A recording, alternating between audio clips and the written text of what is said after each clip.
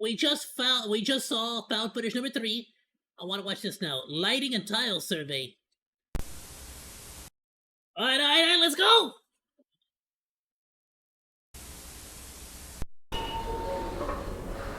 Alright. Today is November 14th. It is a Tuesday.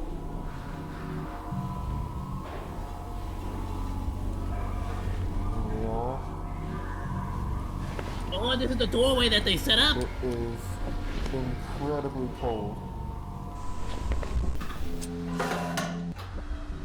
Hopefully by the time you're watching this, I actually have a decent heating system down here. That'd be nice. Die of hypothermia. So it is very, very cold down here. Okay.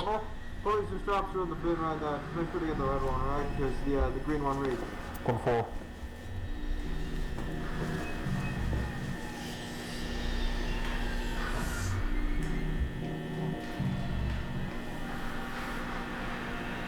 So this is very early on in the async project to get these back rooms, like, fitted out. To potentially become a, like, unlimited, storage space.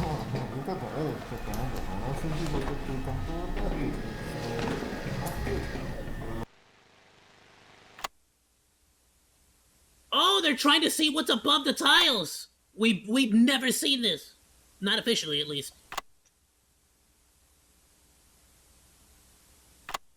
But then why are they removing them?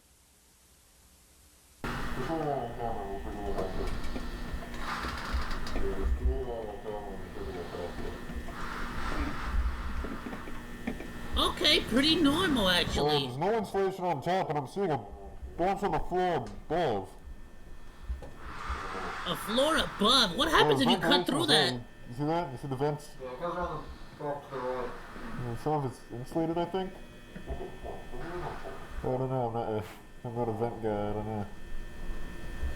Oh, it looks, Where does that go to? Yeah, there wouldn't be rust.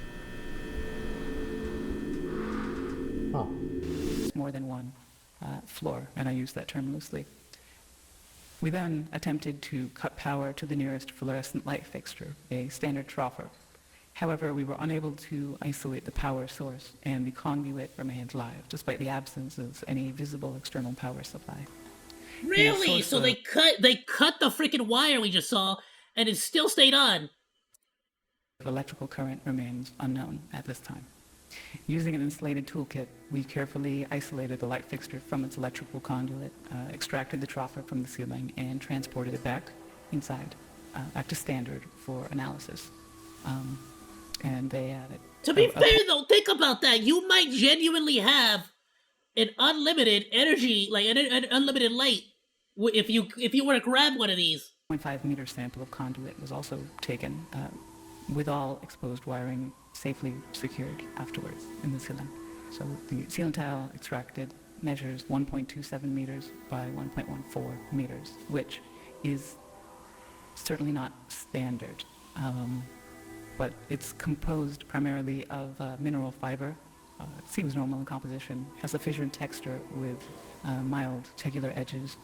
So after initial analysis, the composition of the tile estimated is around 60% mineral wool, which is fibers of amorphous silicate, usually derived from, I think it's basalt or slag. Around 20% expanded perlite, which is primarily of silicon dioxide and aluminium oxide, and the rest is a undefined mixture of silicate material, some starch, latex polymers, and some organic fibers derived from plant materials. Recycled cellulose, really. Recycled material from plants.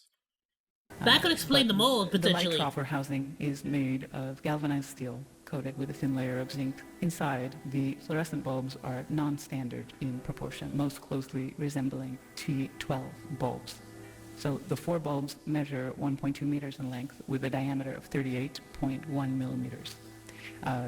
We're extrapolating here at 51, but that's all the end waves and the rest contain the following components: phosphor coating, the calcium halophosphate for converting ultraviolet light to visible light, mercury vapor in a small quantity, which facilitates the ultraviolet light emission, argon gas, and again, this is all standard for these fluorescent bulbs. So nothing That's an inert supernatural gas about them that yet. assists with with regulating the current and really starting the bulbs. And they are connected via a G13 base, which is a standard 2-pin base with 13 millimeter spacing for electrical connection. So the wiring connected to the fixture is PVC insulated copper, which appears standard again.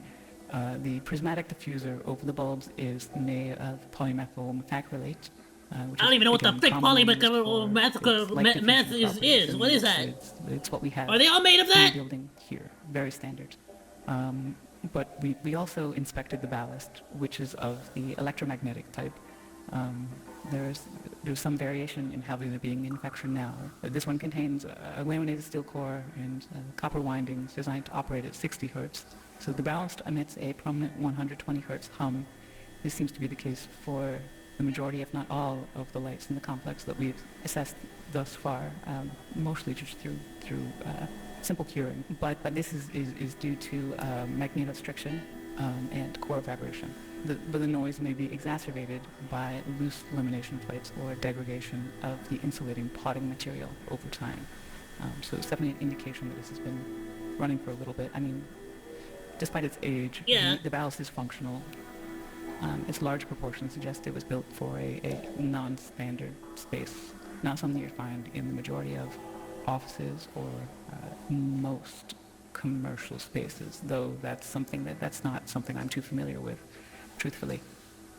Now, we did find, so material compositions all seem expected, or we don't know what to expect here. They seem, everything we've looked at so far, again, this is rudimentary early testing, but everything seems pretty congruent with what you might expect from one of the tropper lights you could pull out of the ceiling in this building right here. So nothing. Basically, the back rooms, everything in there, it seems like it all makes sense. The composition, the elements, the freaking like, not necessarily proportions, but the composition, the elements, the materials that are used. It's all examples of stuff that would work in real life. Actually, stuff. That maybe makes things seem stranger, because we look at these lights and let me see. There's like nothing special about them. So several labels were marked on various components of the troffer. So on the ballast, we found markings for mark it as a universal ballast, Type A, manufactured in 1975 with serial number A75234X. The troffer itself is stamped 3X432, and that was manufactured in 1973 in Reading, Pennsylvania, and it is UL listed. And the bulbs were manufactured by Sylvania, and they're marked F40SW, that's soft white, with no visible date information. It's left blank, but it is noted as made in the USA. What the frick? So, So who are they? I mean, though outdated in design, the fixture appears fully functional. The stable operation of all light fixtures in the subdivision points to a continuous, potentially autonomous power source, which still remains unidentified. We're doing Now, what we can. in the extended lore on like Twitter, it's not Twitter, but on Wiki and stuff, like they say that all the power in the back rooms is generated on level 3, where the generators are. But in this one, I don't believe there is a level 3. Like that doesn't exist in its The entirety. materials used are durable with minimal visible wear, suggesting they were built for long-term, possibly indefinite use. So this concludes the initial findings. Further investigation is necessary to determine the source of Freaking wild. I mean, honestly, I can't. mark it as a universal ballast. I can't stress how much of the lore and the deeper lore basically makes these little areas right here completely uninhabitable. Like supposedly the moment you freaking remove a tile and peek up there, you're freaking gone. This is just like a freaking nest of smilers. So it's kind of interesting that that's the case now, as well as some people say that there's what's called party goers inside there. I don't know what the frick that is. Freaking wild, my dude. I love that. And it's like, wow, the fact that it seems as though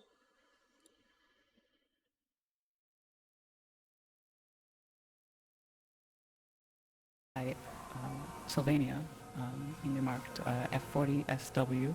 but are these real buildings? And the bulbs were manufactured for X. Ballast, Type A, manufactured in 1975 with 432. And the bulbs, visible date information. I mean, I don't know if the actual companies are real, but this is freaking wild. So now we know for a fact that, yeah, the light bulbs just sort of work, even if they're removed. Suggesting they were built for long-term, possibly durable with minimal visible wear, suggesting they were built for long-term, possibly indefinite use. But the thing here is, so this concludes they're assuming that they were built. Further investigation is necessary to determine the source of Yeah, they're assuming that they were built, where it's very possible that rather than being built, it's a natural occurrence of the backrooms. Basically, only created when we went into the backrooms. All right, let's go